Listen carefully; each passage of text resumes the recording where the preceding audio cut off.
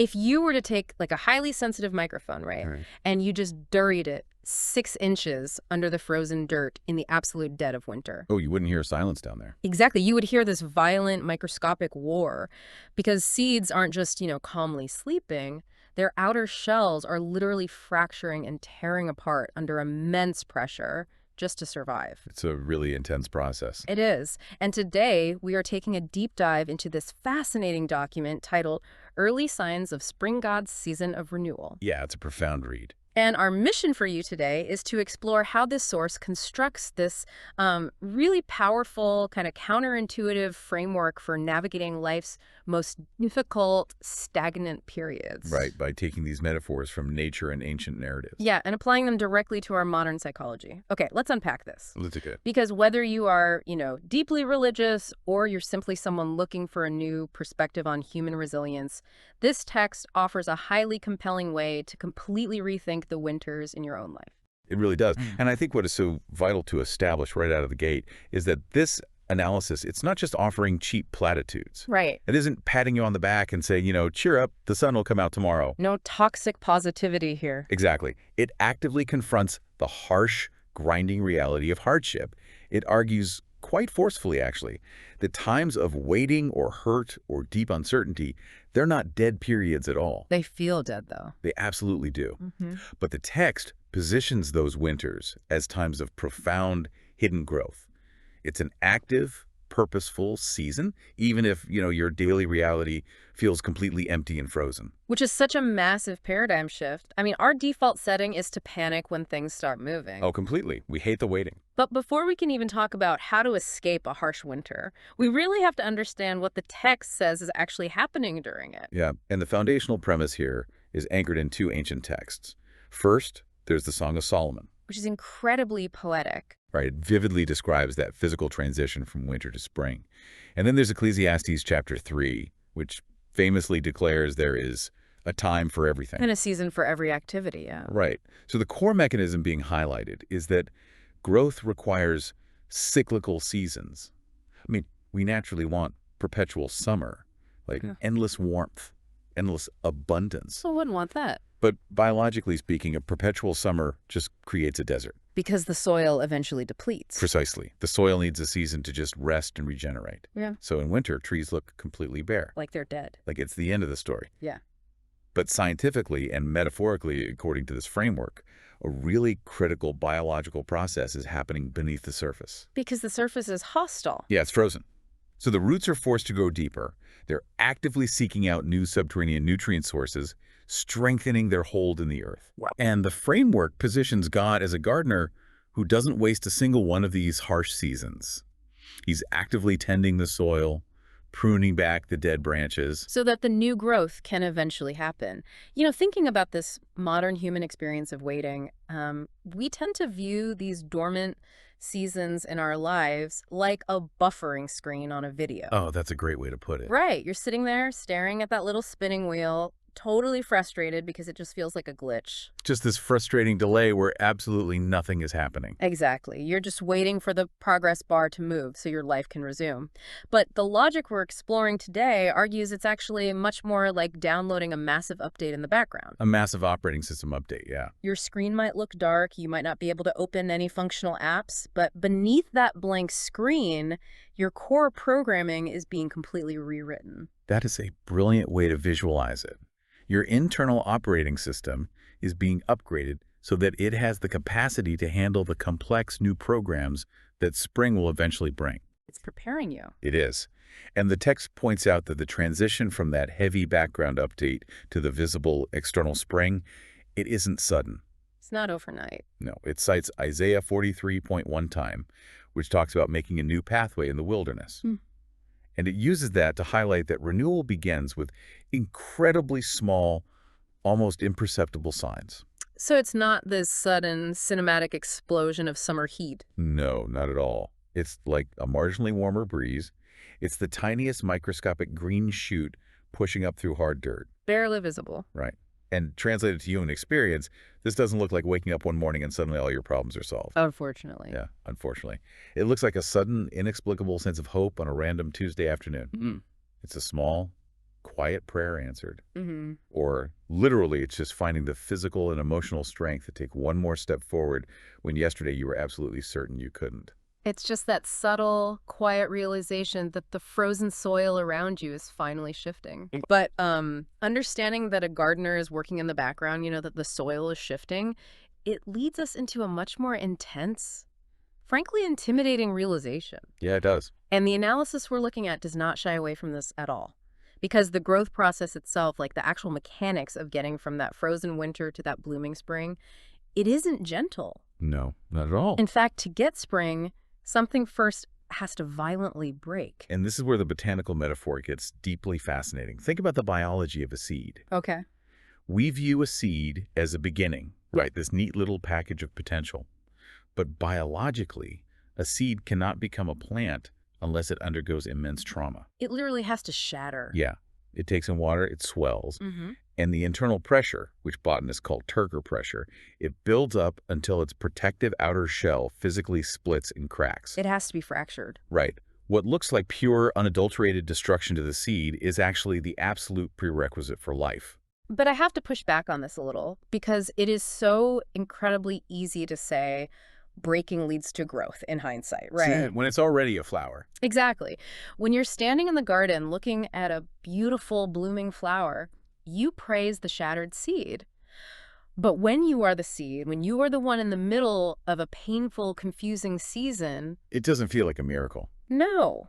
Cracking open just feels like sheer destruction. It just feels like agonizing pain. So how does the text differentiate between pain that merely destroys and trauma that actually grows something? Well, what's fascinating here is how directly that exact tension is addressed. Oh, really? Yeah, the framework doesn't minimize the agonizing pain of the cracking.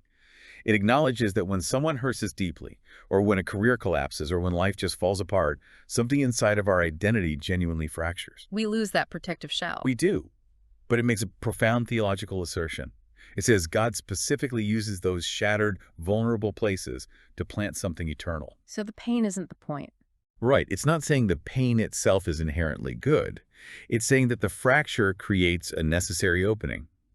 And crucially, it introduces a truly radical idea here. Which is what? It posits that sometimes a seed is allowed to break in one person's life, specifically so that faith and resilience can grow in someone else's. Wait, I have to stop you there. So my breaking might not even be just for my own self-improvement. Exactly. Your deeply painful season, your shattering, might actually be the catalyst for someone else's survival and renewal. Wow.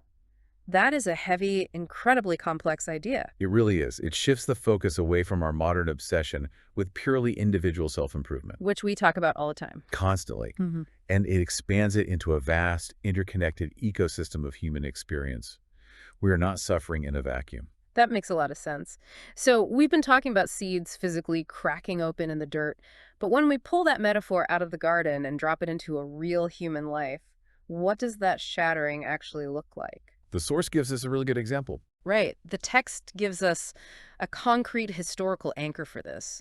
It moves away from the nature metaphors to the ancient story of Joseph from the book of Genesis. Yeah, and to really grasp Joseph's story, we have to look at another brilliant visual metaphor introduced here, the tapestry. Oh, I love this one. If you've ever looked at the back of a large, complex, hand-woven tapestry, it is pure chaos. It's just a mess. There is no discernible pattern whatsoever. It's just tight knots, frayed edges, loose threads, and these tangled, clashing colors. It looks like a massive mistake. But it's not. No, in this psychological framework, those knots represent our real-world trauma.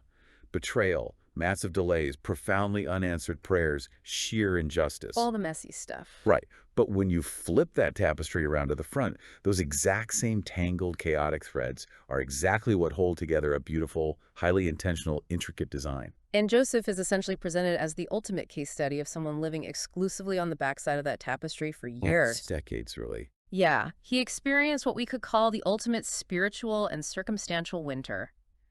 I mean, let's just look at his resume of trauma. He's a teenager when he is violently betrayed by his own brothers. Thrown into a literal pit. Yes. Yeah. Thrown into a pit, sold into foreign slavery.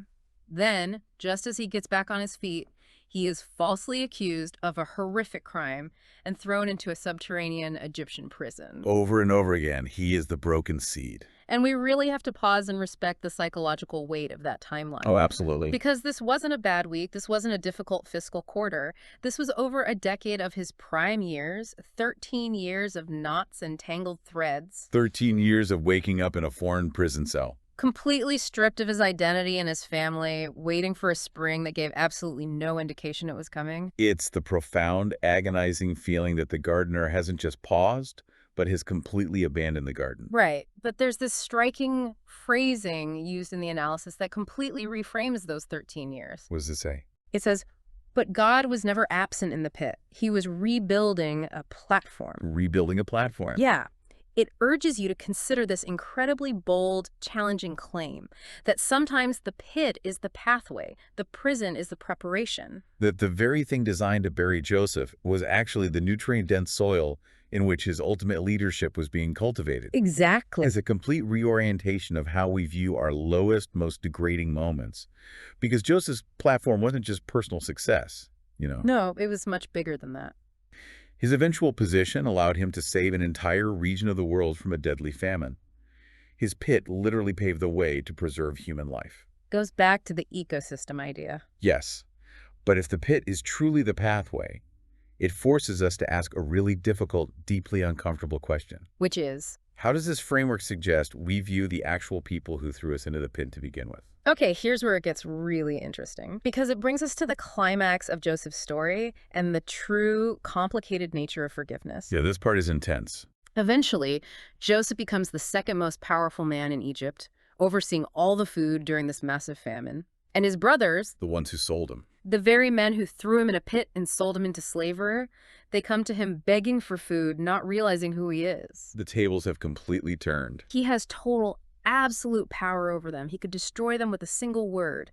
And instead, he reveals himself and says to them in Genesis 50:20, "You intended to harm me, but God intended it for good." Right. If we connect this to the bigger picture, this specific, incredibly tense encounter confronts the deepest, most agonizing question of human suffering. What is the purpose when life just hurts at the hands of others? Exactly. And notice carefully what Joseph does not do here. He doesn't deny the evil. No, he doesn't. He doesn't look at his abusers and say, hey, no worries, guys. It was all part of a grand plan. Water under the bridge. We're good. Not at all. He looks his abusers directly in the eye and says, you meant this for evil. You intended to harm me. He doesn't minimize his wounds. He fully validates his own trauma, which is the complete opposite of toxic positivity. Precisely. Toxic positivity is a dangerous, modern psychological trap. It demands we slap a, good vibes only sticker over decades of trauma. Just smile through the pain. Right. It demands that we call evil good, or that we pretend we aren't bleeding when we clearly are. It forces victims to suppress everything. But genuine forgiveness is different here. Very different. According to the framework we're exploring, forgiveness doesn't mean pretending the fracture didn't hurt. It means acknowledging the absolute harsh reality of the wrong, but choosing to trust that there is a designer who can handle it. So it's looking at the back of the tapestry. Yeah, it's saying, I see the massive, ugly knot you tied in my tapestry. I feel the tension and the pain of it.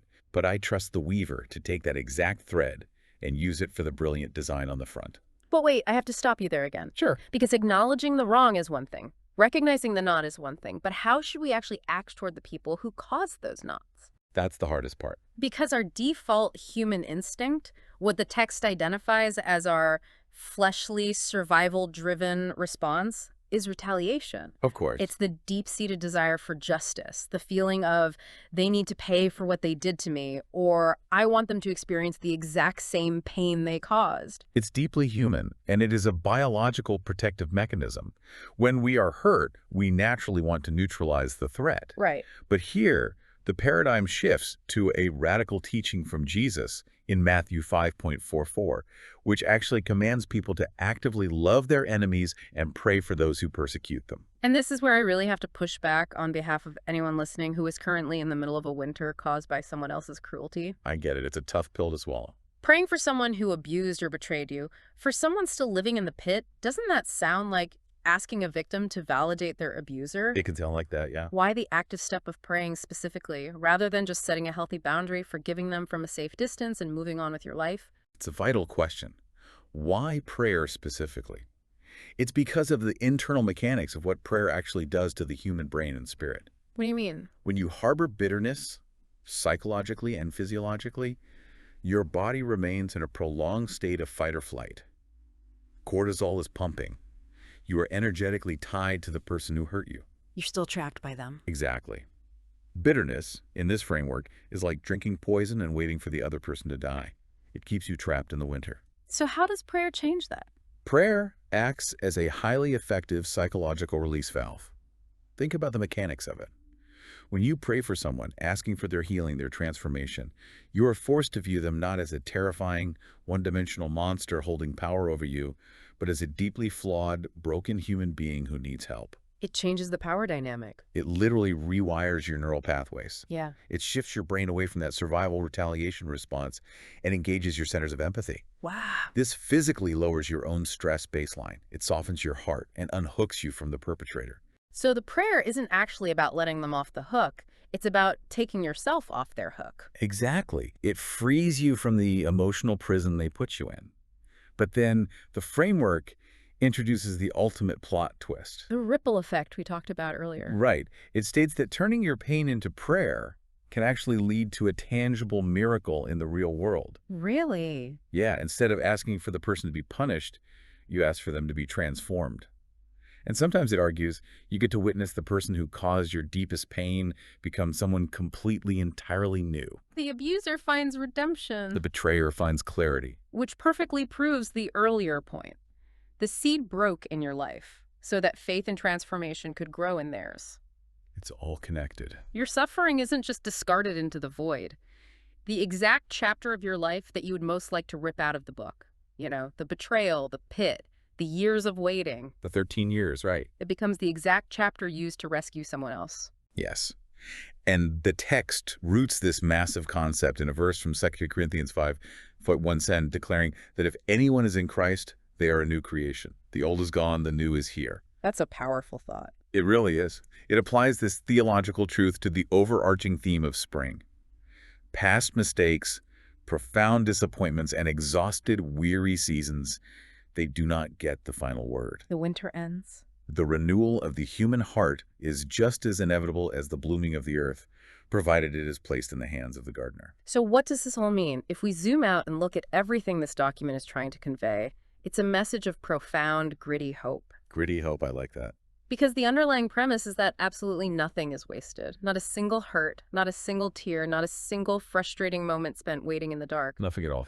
What feels right now like a barren, frozen winter where your life is just stalled out is actually the exact nutrient-dense soil needed for a spring you cannot yet imagine. You aren't just buried. You are planted. You are planted. And before we wrap up, consider this final thought to take with you. Go for it. Think about how a global ecosystem actually functions. It relies on different seasons happening simultaneously, but in different places. Right. While it is the dead, freezing winter in the northern hemisphere, it is simultaneously the absolute peak of vibrant spring in the south. Oh, wow. If our seasons of waiting and breaking are sometimes meant to cultivate faith and growth for others, like we discussed with the shattered seed, it implies something incredible. What's that? It means your personal agonizing winter might literally be the necessary counterweight, creating a miraculous spring for someone on the complete opposite side of your life's ecosystem right now. You just can't see their side of the globe yet. Exactly. So if the pit is truly a pathway, could your current winter actually be the beginning of someone else's spring?